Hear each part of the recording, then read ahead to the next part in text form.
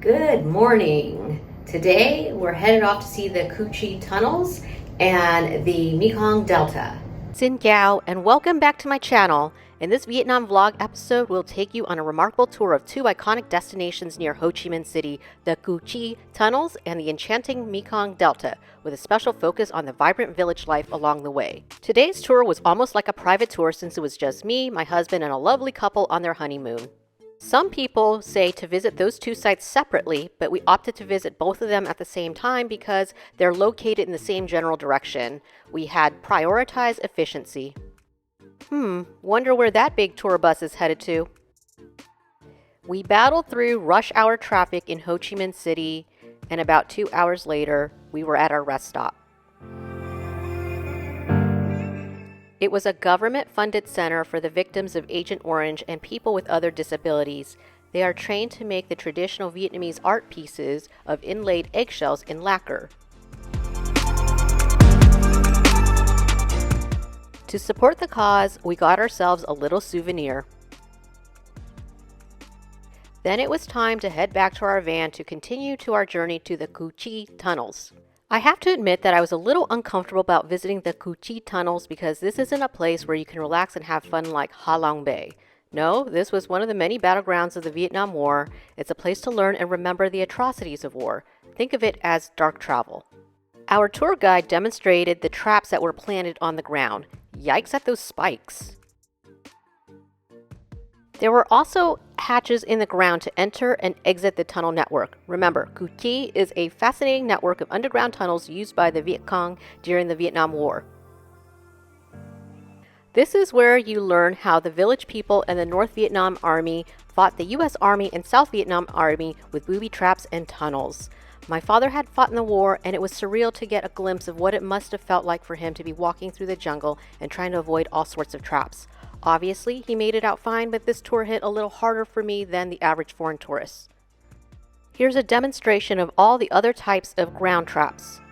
At first, I thought the sound of gunshots was a recording to simulate the war, but you can actually fire a military weapon.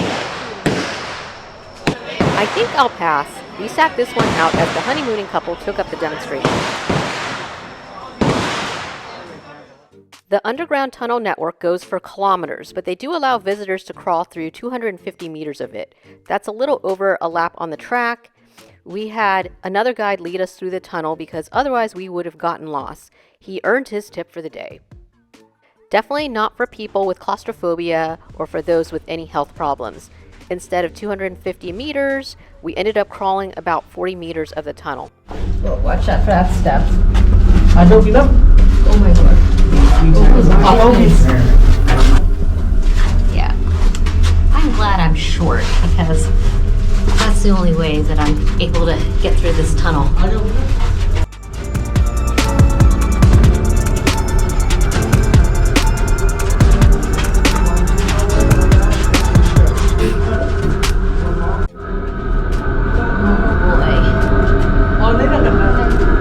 At least we got a photo in the tunnel, and this is proof that I can do the Asian squat. For a moment, I thought we had gotten lost because I didn't see the couple ahead of us.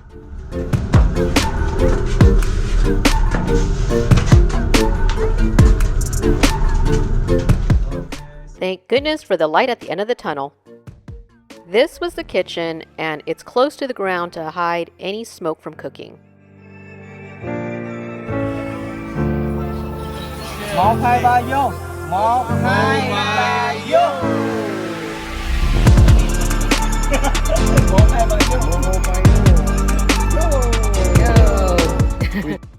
We also got to sample some tea and steamed cassava to get an idea of what the diet was like.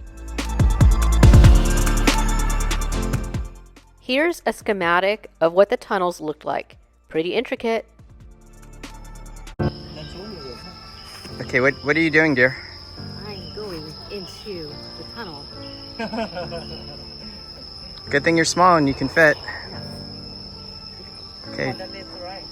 All right, don't forget the lid.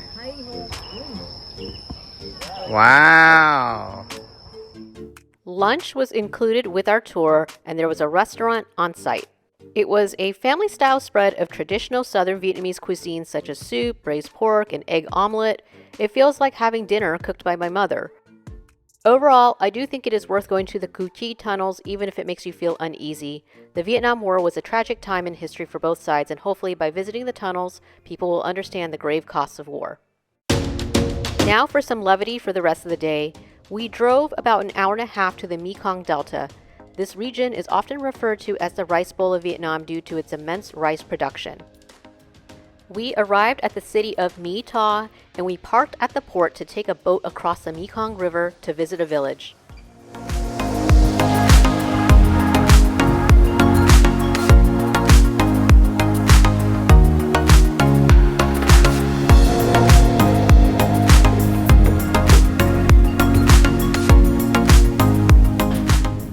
Looks like there are no bad seats on this boat. The Mekong River functions as a lifeline for people, businesses, and ecosystems in all 4 countries of the lower basin. The river provides key resources such as water, sediment, and nutrient flows, and wild fisheries.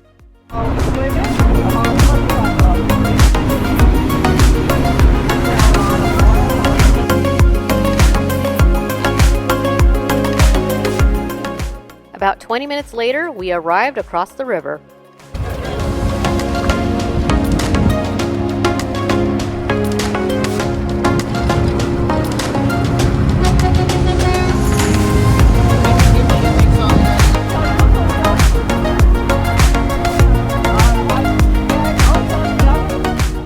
Since we arrived in the middle of the afternoon, a lot of the big tour groups had left, so it seemed like we had the place to ourselves. The objective of the Mekong Delta tour is to take you to traditional villages where you can interact with the friendly locals and gain insight into their daily lives. You'll have the chance to see how local products are made, explore temples, and immerse yourself in the rich culture of the region. For example, we quickly got settled into village life with a serving of tropical fruits including jackfruit, guava, pineapple, longan, dragon fruit, and papaya. And we were entertained by live music. I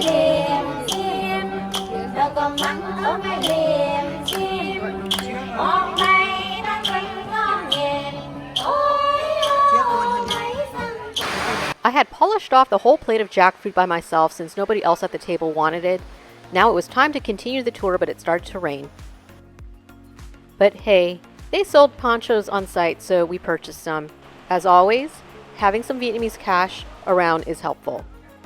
With all this rain, I can see how easy it is to cultivate rice and tropical fruits here, including the cocoa bean, which means chocolate. I didn't know that Vietnam produces its own chocolate. I seriously had thought it was something that was popularized by the French during the colonial times. Now on to the highlight of our trip to the Mekong Delta, which was a boat ride through the villages. The lady who rowed our boat looked to be my mother's age, and I have to give props to her for her strength and dexterity.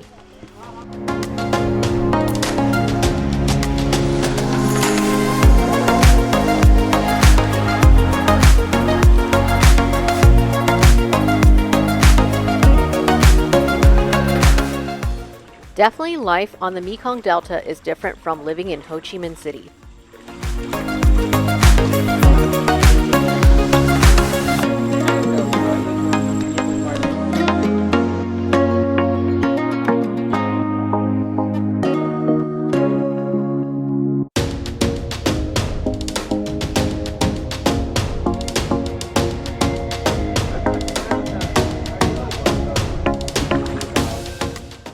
It was a leisurely 30-minute boat ride. Before we knew it, our ride ended and it was time to see other aspects of village life. The next part was visiting a coconut candy factory.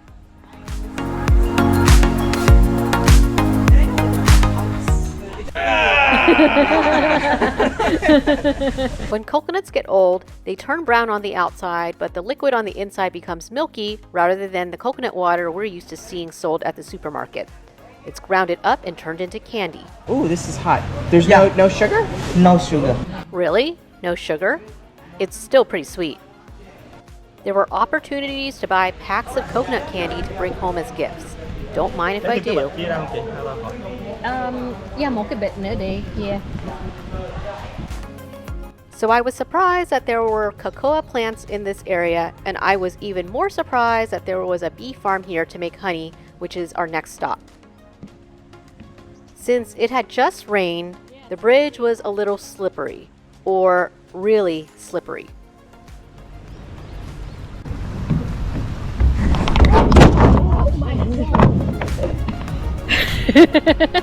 Are you okay? I'm okay. Don't worry, my health insurance was paid up, so no problems with a fall or any other injuries dealing with honeybees.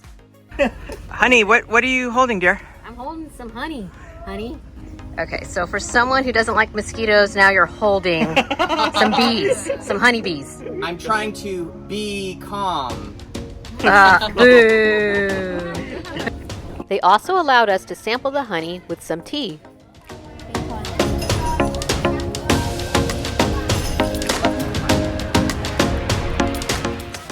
More opportunities to purchase goods, which we bought several bags of banana chips and even gifted one of them to the honeymooning couple traveling with us who had to put up with my vlogging, LOL. FYI, this vase is made of coconut shells.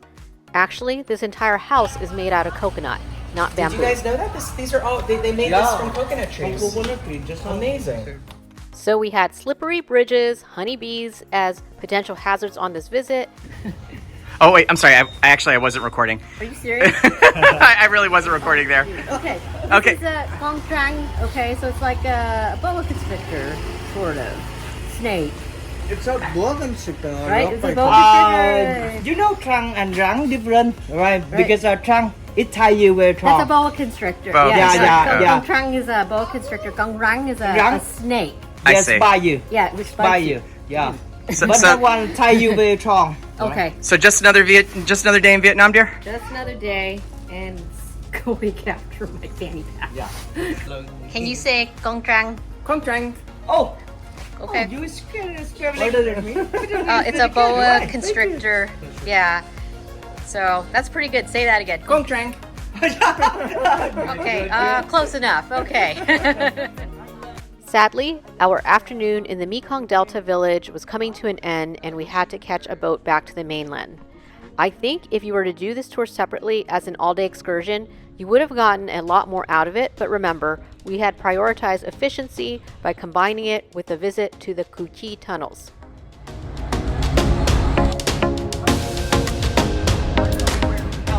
As we took off from the pier, the sunset over the Mekong River made it look like a scene on a postcard. As if we didn't have enough coconuts for the day, we got to enjoy some fresh coconut juice on our way back to the port. Remember, there are many other villages to visit along the Mekong Delta, including the big city of My Tha. If I had unlimited time here in Vietnam, I would have spent days or weeks here. All we had was one afternoon to spare, but like the coconut candy, this sample left me yearning for more. Now time to head back to Ho Chi Minh City. Overall, today was an extraordinary journey through the cuisine tunnels and the captivating villages of the Mekong Delta. We got to discover the rich history, natural beauty, and cultural treasures that make Vietnam such a unique and enchanting destination. Don't forget to like, comment, and subscribe for more travel adventures.